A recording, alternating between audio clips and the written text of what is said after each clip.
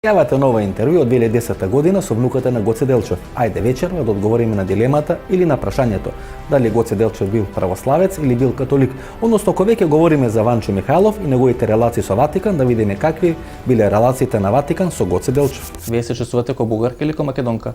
Па не знам како се ме чувствували. А вие Чим како? сам јас дојдена во Македонија на 22 години. Вие како се чувствувате денес? Македонка? Денеска се чувствувам егејка. Унијатството прв пат ни се појавува во Кукуш. Тоа го остава простор да го поставиме прашањето. Бидејќи од Кукуш Гоце Делчев, дали Гоце Делчев бил унијат? Во Кукуш најголемиот дел од луѓето се определуваат кон унијатството, кон западната црква. Значи се католици.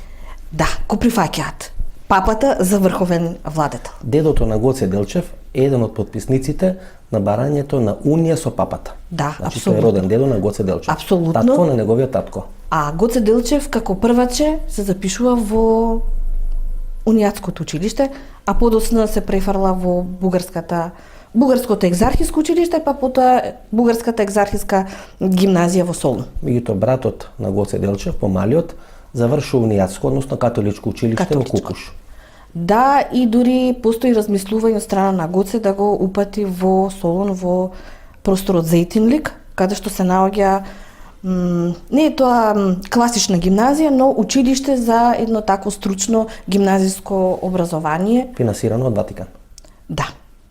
Може ли да извлечеме заклучок дека Гоце Делчев бил унијат, односно бил католик?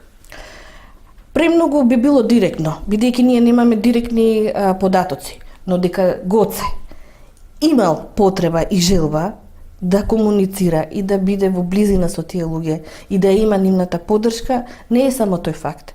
Зборува еден друг факт. 1898 година Гоце Делчев пишува 2 писма до пловдивскиот надбискуп Менеми и му се заблагодарува за помошта кој што неговите 7 четници ја добиваат од сестрите кои што го држат манастирот во Палјурци.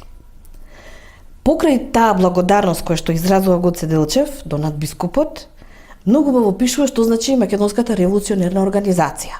Дека тоа е организација која што има за цел да возможи економски, социјален и политички живот на просторот на Македонија за сите жители и дека таа организација би сакала да изрази благодарност, односно фактички да го добие или да го придобие надбискупот да биде на некој начин поддржувач на работата што ја спроведува Македонската револуционерна организација и тоа го дознаваме бидејќи тој надбискуп после праќа свое писмо до својот предпоставен.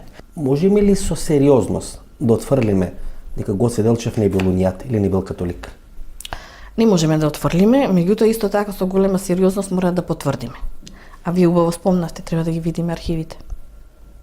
Има сериозни индикации дека Гоце Делчев бил католик, односно бил унијат, кој го признал авторитетот на римскиот папа, а го практицирал христијанството на еден византиски начин. Источно римски. Бидејќи тие не се познаваат како византици, тие се ромеи.